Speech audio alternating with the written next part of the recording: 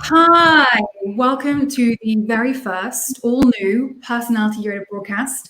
My name is Becky, and this is a show all around how to help you understand personality, understand your wiring, why it's important, and how you can apply it to your world. So, as I mentioned before, my name is Becky, and I'm here with the wonderful Personality Yoda himself, Jedi Master, and co-founder of Giant, Mr. Steve Cockram. Steve, how are you today? Oh, what an amazing intro. I feel like I should have put in really Yoda coming live from the Dagobah system. But my conclusion, Bex, is if you're really going to be my apprentice, then you probably have to be Ray at some point. So if I'm going to own Yoda, then I think you're probably going to have to be Ray, which obviously I know is a big struggle for you. But I'll take that. I'll take that for the team. It's an exciting moment. Come on then, Ray. What have you got for me? No, so I was going to say, so this week we're going to really use this time to dive into all things personality-wise. So I have a load of questions up my sleeve for Steve in terms of why personality is important. But what we'd really love you to do is post your live questions in the chat as you go through. So Steve can use his Jedi mastery to really dig in and answer those as we go along. So any situations that you have, any examples, my boss is a nurturer, how do I deal with that? My husband is blah, blah, blah. What would you recommend? Please do just post those scenarios or questions in the live chat and we'll answer them as we go. So, Steve, my first question for you today is how and why did you get into becoming a Jedi Master in terms of personality? Where did that start?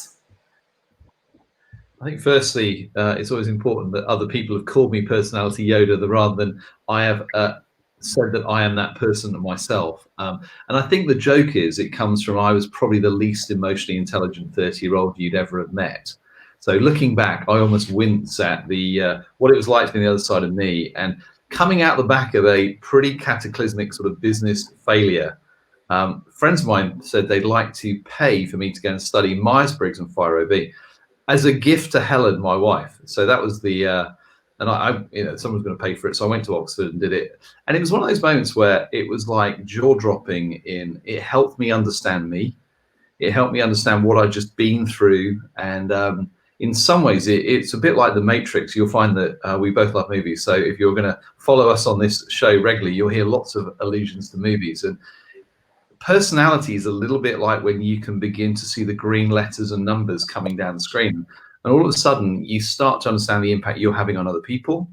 You begin to watch people, probably very similar to what I was, who are completely unaware of the impact they have on those around them. And so for me, that's where it all began. I suddenly, it made a difference to me, and it changed my marriage.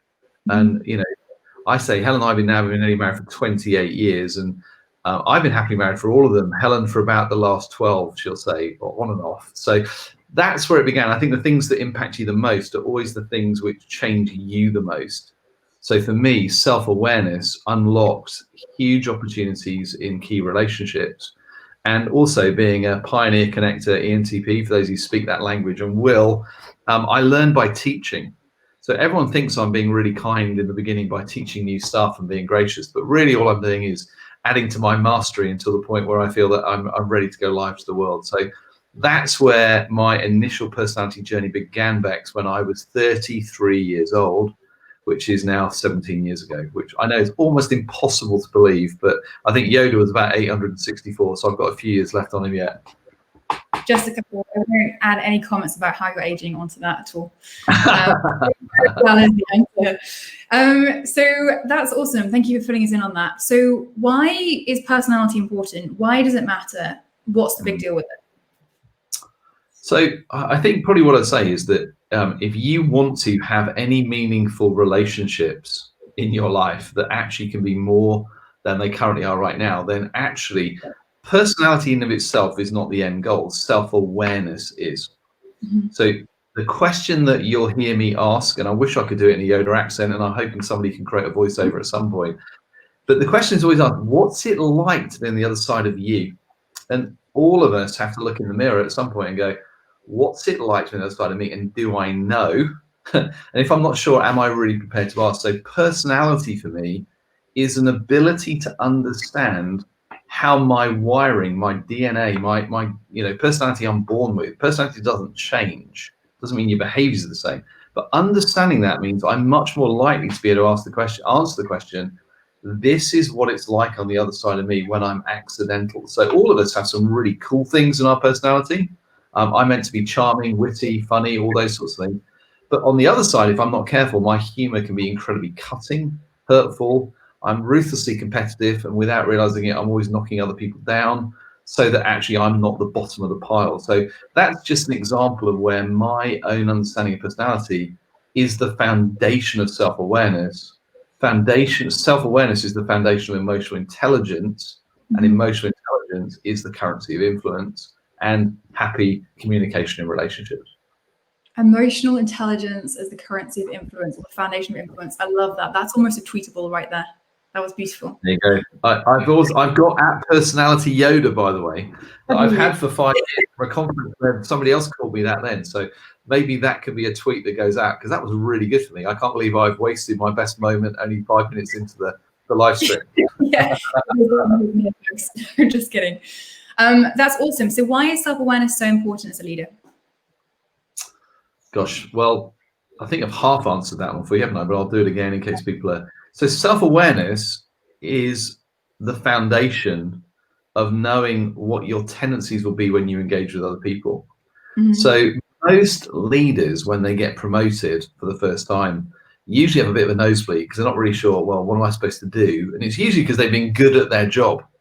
So most people apply what we would call the golden rule, which is, well, do for others what you would most want done for you. So most leaders start off thinking, well, I'll be a really good leader. I'd love this done for me, so I'm going to do this for my team. And then they find it goes horribly wrong, because fundamentally self-awareness says, I know myself, but the next stage of self-awareness is to know that others are different to you as well. So self-awareness is one thing, others awareness is a completely other component.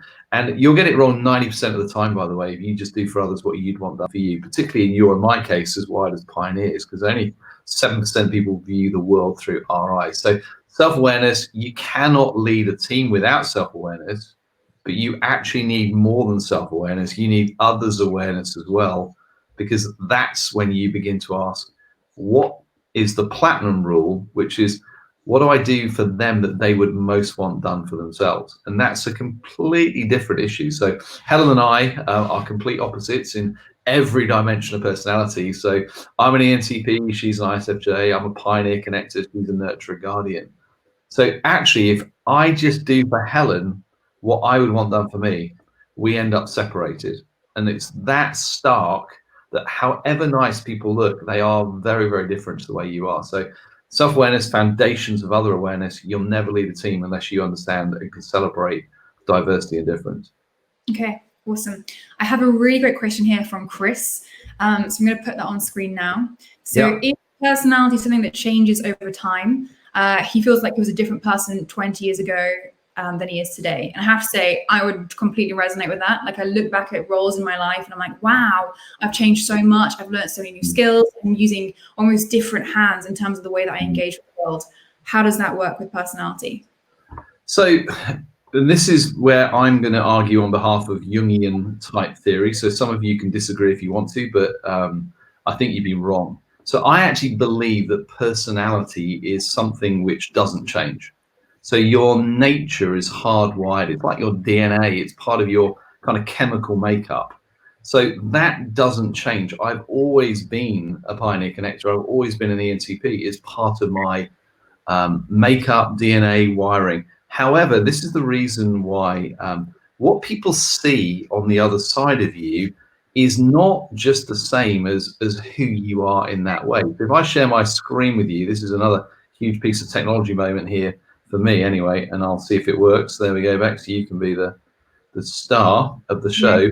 So if I'm sharing my screen here, what we're saying is that when people see you, they're watching your behaviors. And for most of us, we grow up and we mature. I know you were pretty mature anyway. So therefore, what people see on the outside is not just nature. They're watching nurture and choice. So nurture is the things that have shaped us, the external influences, our growing up, our parents, our schooling, our jobs, our successes, our failures, our gender, our ethnicity, our faith. And choices are the fact we all have free will. So when you think of why do I behave the way I do, most people are not consciously aware of what I'm doing here. But whether you realize it or not, your behaviors are shaped pretty much equally by your nature, so your personality that doesn't change, nurture, which is always changing, and the choices we make, which are both past, their present, and their future. So it's perfectly possible for you to feel like you've changed, but I would argue, Chris, that your personality hasn't changed. It's just you've grown and made different choices, and probably grown more self-aware about what it is like for others to be on the side of you. So I'm happy to fight with anyone who disagrees, but having done it for 18 years, what I'd say is human behavior is ridiculously predictable. And the reason it's predictable is because it actually doesn't change. That doesn't mean that when you take a test, that's what your nature is. And I think that's a really important point I'll come back to again and again. All assessments are more limited than the people who wrote them would like you to believe, because they're usually measuring your behavior, how you're showing up on TV right now. So you will have changed, Bex, but I don't believe your DNA or your personality has really changed. We've just seen you blossom and grow into this amazing, intergalactic superstar called Ray. So there we go. What can I say? I'll wear my cape next time. That really helpfully leads us on to what I wanted to ask you around personality assessments and the types of them that are out there. There's so many. Which ones would you recommend? Where would you start? What do you use? Gosh, well, it's very hard not to promote the one you wrote, isn't it, really? So I think the thing I'd say is that the therapy is only ever as good as the therapist. So in some ways, what do I mean by that? Well, whether you do colors, DISC, Myers-Briggs, Enneagram, blah, blah, blah, voices. In the end, what I'd say to you is in the hands of someone who knows what they're doing and actually will take the time to work it through with you, all of them will add value. So, but just be careful of when you do a test and, someone gives you a piece of paper and says, this is you, because to me, that is a vast overestimation of what an assessment can do. Because assessment is really measuring a snapshot of the way you're showing up on TV right now. So what do I recommend? Well, I recommend the ones that I became a Jedi Master in for obvious reasons. So Myers-Briggs is where I began, and 17 years on, I'm still mining out the depths of, the combinations of letters of E and I and S and N, T and F and J and P. And, go and have a look at me teach it on the website if you don't know, on Giant TV if you don't know what it is. But the reason why I love the combination of voices and Myers-Briggs is because actually they're written in the same source code. So my very, very clever 15-year-old daughter called Izzy came to me at one point and said, Daddy, I love Giant. I love all the tools you've created. I love the fact that you're saying everything Giant creates, an educated 13-year-old has to understand it, use it, teach their friends, or it's too complicated for the new world. Well, then she said, Daddy, I love the fact I'm an ENFP and I understand it, I use it, but it's too complicated to teach to my friends. Doesn't that violate the principles on which Giant was built? And that kind of moment when you realize, I don't have an answer for you yet, but obviously being a pioneer, I don't admit that immediately. I dismiss Izzy as, let me think about it. And then go away and go, oh, rubbish. And that wasn't the word I used, but this is a family show. And suddenly realize, actually, it didn't work. It was awesome when the expert was present. So when Yoda's present or any of the Jedis that have been trained over the years, but it wouldn't scale and children and others couldn't teach it. So Five Voices was created really almost by accident. Obviously I claim it's some genius. But actually what it was doing was it was trying to capture the power that I'd encountered through the 16 personality types, but to create it in a way that an educated 13-year-old could understand it, use it, teach their friends. And I think that Jeremy, and others over the years have just continued to refine it. So I would say, and I was teaching someone this morning, so this is quite helpful, I would say that basically there are certain personality assessments that are unbelievably deep and profound, and they really need an expert because you won't understand it. So Hogan is a good example right now. A Hogan assessment is either genius or it's the best example of the Emperor's New Clothes, because you can't get one for less than £500. Now, it's unbelievably hard to understand, but when somebody clever and trained in it explains it to you, like Georgie did it for me, I'm like, okay, it's really good. So there's those. Myers-Briggs is out that end as well. But what happens is there's a moment where I believe you keep making what is complex that only an expert can interpret. And there's a line where it suddenly becomes simple enough, but without becoming simplistic. And so I would say voices is the absolute right on that cusp of where actually we're able to do everything with personality that I used to be able to do with 16 personality types. But I haven't gone as far as discs and colors in my mind and badges and, you know, animals and whatever it is, where actually they're really easy to understand, but I think they're simple. I think there was a place you can sit on the intersection where actually you keep the depth, but you make it accessible to everybody. So that maybe sound like a very arrogant plug for my own work, but hey, that's why I'm Personality Yoda. And if you're on my show, then basically you're going to have to accept that sometimes I will give you my opinion as it is. I don't, would you, does that make sense, Beck? Yeah, it makes complete sense. So in terms of the 5 voices, if I took assessment online on the Giant TV and I got a different result to what I was expecting or one that I'd taken in a workshop, why would that be? Can you talk to us around why that would happen? Yes, that's a very, there's about 3 answers to that one. I've got to really decide which one I give you. So if you think basically whenever you take an assessment, you are effectively measuring what you think you ought and should be in that moment. So actually, I would say that whenever you can do a live workshop for 5 voices, or even on Giant TV, go through the 5 voice assessment where you hear me teach for about 8 minutes on each of the foundational voices and ask you to choose colors and things like that. That is by far the best way of assessing your voice order. So if you've got the time to do it, or do it with the workshop, or have one of our consultants come in and do it, you get a richer experience. If you take the assessment, if I'm being honest, I'm measuring your best fit from Myers-Briggs. And then because I know what each personality is in their voice order, your voice order is really a reflection of the assessment you've just taken. So I am a ENTP. So if I take the test, the 5 voices assessment, it will tell me I'm a pioneer connector. But really behind the scenes is working out, am I an ENTP or an ENTJ? So the reason why some people get into trouble on the platform is actually sometimes one letter change changes the whole voice order.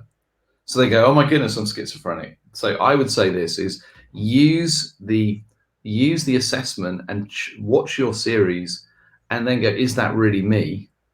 And actually recognize that that probably describes who you are in that process. If it's not, then I'd go and watch the 5 voices assessment in videos and some of the other videos where you can hear me teach it live and you can make your own decisions. So that may be a little bit more information than you're expecting, but Personality Yoda is going to be completely transparent and honest. And if people want to shut me down, then that's fine. That's up to them. But I'm gonna put it all out there and be honest about where it all comes from. I've heard you use the phrase before, it's a code to trial, not a box to live in. And I think that's a really helpful way of describing it. Because one of the challenges which I've been presented with, or people have mentioned, is surely you can't put me in a box, surely I'm unique. Like how can this be me? I'm not that predictable, I'm a human being. What would you say to that? I'd usually say they're a creative before we start, but that's slightly inflammatory, so I won't do that. I totally get it. I mean, I am Jeremy, my business partner and great friend, will tell you that my default reaction whenever he gives me an idea is no, that won't work. So I'm a cynic by nature, and I've had to learn how to celebrate first and then critique second. So that's part of my growth learning at the moment, even as Yoda in my old age. But fundamentally, what it is that's going on in that process is you're engaging with something that is more complex than you realize, because actually it's a struggle. Bex, you have to remind me of the question, because I was talking for a bit hoping it would remind me, and I go, no, my age, my 864, I have no idea what I'm talking about. So find a connector, blagging it and hope it comes back. No, I think the question is all around, people often say, you can't put me in a box. I'm like, surely my behavior is not that case in point. Yeah, fantastic. Thank you for being so understanding. I am 864 years old, so that's very kind of you. today. So the problem is usually what happens is most assessments claim more than they're allowed to do. So if you said you've taken the assessment, therefore this is you, Becky, then you should be healthily skeptical, because actually an assessment cannot do justice to the complexity of nature, nurture, choice, and the uniqueness of who you are. So whenever you are handling personality, I always deal with the provisionality, which says, guys, look, this is what I suspect you are, whether you've taken an assessment or gone through the workshop. And then we say, look, we don't want to put you in a box because that's really unhelpful. Try on the voice order that you selected, watch the video series, and see whether this fits. Because in the end, the worst thing can happen is somebody deals with someone who's not a very good therapist, claims too much what they do, and all of a sudden, because they have an issue with their own security, they end up trying to say, but no, but you really are this. And that's usually where people get put off this for life. So I'm always saying it's a coat to try on, not a box to live in. Mm-hmm. But in the end, what I would say is that the 5 voices assessment is delivering nature at about 84% of the time, which is actually higher than the Myers-Briggs assessment, interestingly. Obviously, I'm not competitive being a pioneer. So if the voice order comes out and you go, well, I'm really not sure about that, what I'd ask is at least try it on. Because actually in an 80 question assessment, it's highly likely that that is your nature, even if it's not necessarily an automatically recognizable behavior. Because a lot of us have to play roles at work. A lot of us end up having to play roles at home, to be quite honest. And if over time you get layered and told this is what you ought and should be, eventually you can sometimes believe that what you are on TV is your nature. And that usually ends up wearing you out over time. So I hope that at least tried to answer that question. Yeah, incredibly helpful. I actually have a bigger question for you now from Jeff. So Jeff is asking, why am I here? What's the point of my life? But then he also I've got a client asking a question. How does personality impact your core purpose or what you long for the most? Great question, Jeff. Thank you for that. I'm glad you clarified beyond the first two, because we could have been here for a while. So if you think of Yoda's Law, as I shall now call it, we call it the 70-30 principle, that if you can spend your life doing things that by nature you were naturally made for. So in voices, that would be your first 2 voices. So if I'm doing pioneer connector stuff, I will always be better at it than if I'm using the areas like nurture and guardian, which are learned behaviors for me. Why is that important? Well, the core purpose really needs to align with who you are made to be at your best. So we'll often say to leaders is a lot of people think I've become a team leader or I've become a CEO, whatever it might be. I now need to lead in what I think is the archetype of that tough, hard, cold, ruthless Steve Jobs, whatever it might be. You will never lead more effectively than when you lead as who you are at your best. And ultimately, your core purpose should align with why you were made the way you were. So I'm a pioneer connector. My core purpose is probably to win. And core purpose is to build something and scale something. And I have, because of the pioneer connector in my identity, I'm always going to want to build things that no one else has done before. Because pioneers, in the end, always think they can do it better than the people leading them, and eventually go, do you know, I'm going to have a go at building my own culture. So my core purpose, Jeff, I hope I'm living it, because actually at the age of 43, I decided I'd had enough of being in other people's culture, and it was time for Jeremy and I to create our own.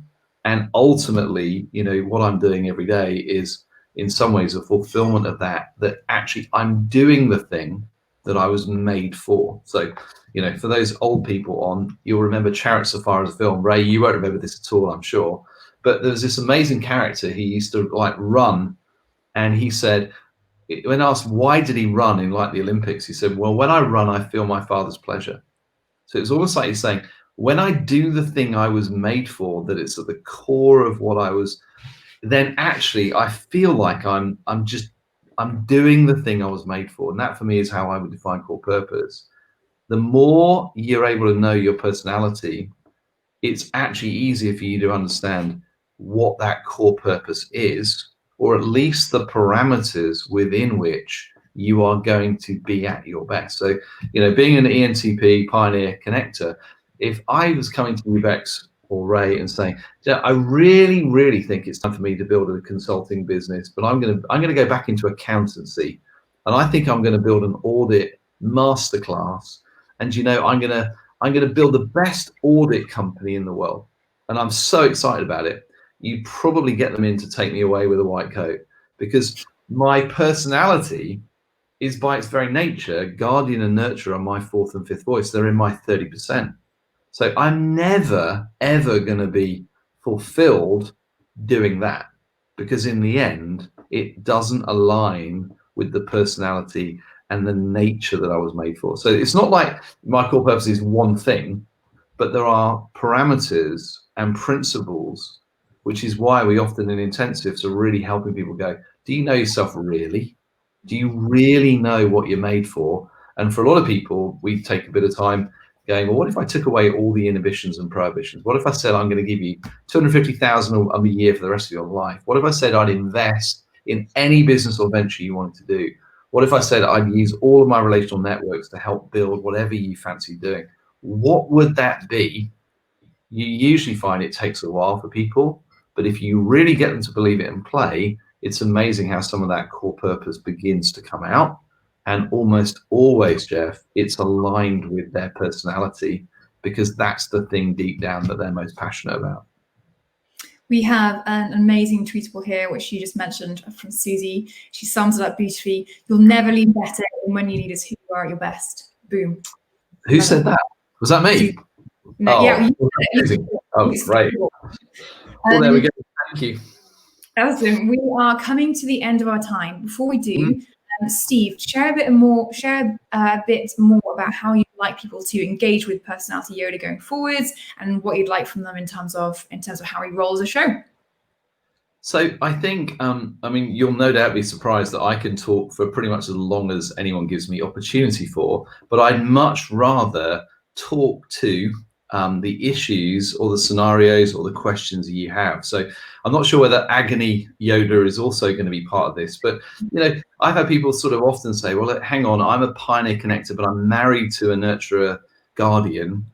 How could we make that relationship work? Or at work, I'm really struggling at the moment because I'm leading a team, but I've got somebody under me who's an absolute pain in the backside as a pioneer guardian. Give me some tips on what I do. So I would love, or we would love, some scenarios that you would love us to speak to. So there may be questions about personality, there may be questions, some of which we answered today. I'm happy to answer those.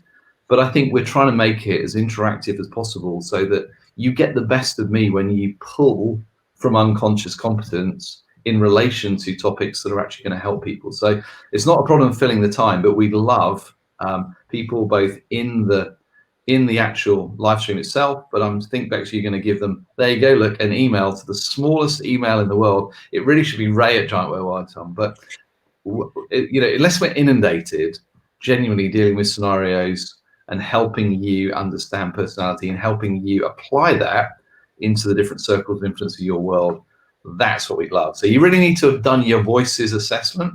You really need to at least have that vocabulary in, and if you're feeling really keen and want extra credit, then probably it's worth watching the Discover Your True Personality series on Ascend as well.